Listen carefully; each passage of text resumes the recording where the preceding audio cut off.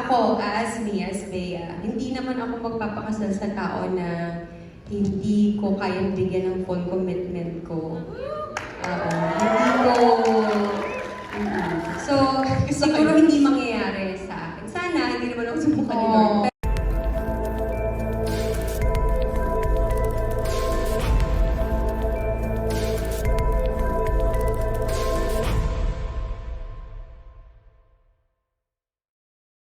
Bea, no? Kasi this is your second series with GMA. So how has it been so far? Na yun nga, have you adjusted well because you're working again with another team, but at least ito na yung pangalawa, di ba? Kumbaga medyo uminit na.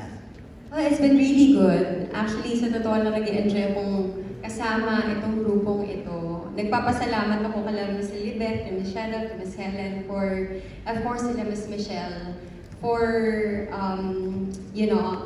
for prioritizing this project and being so hands-on, and also to you for everything that you do for the project. Because ako, mahal ko yung proyekto, mahal ko yung mga tao na nandito. And I couldn't have asked for anyone better or a team that is better than this. Kasi para sa akin, hindi mag-work yung isang proyekto kung hindi kayo nagkakasundo at kung hindi kayo nagko-collaborate sa isa't isa. And kaya siguro nag-work itong grupo na ito is because we are willing to collaborate and we respect each other's talents and brilliance.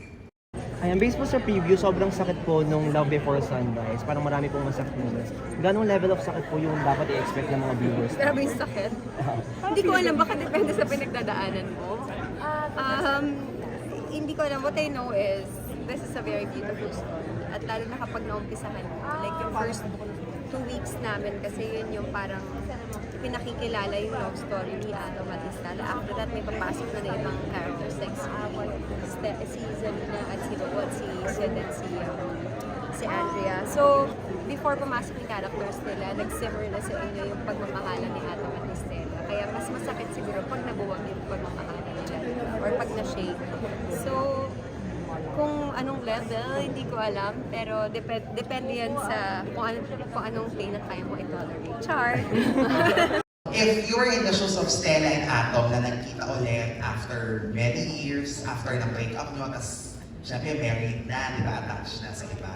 Tapos nagkita ulit and then parang naramdaman nyo yung pagmamahal ulit or gustong mag-rekindle ng romance. Ano ang gagawin nyo? Sorry, ang hirap ba? Kasi... Well, yeah, medyo. Una-una kasi, ako, as me, as Bea, hindi naman ako magpapakasal sa tao na hindi ko kayang bigyan ng full commitment ko. Hindi ko...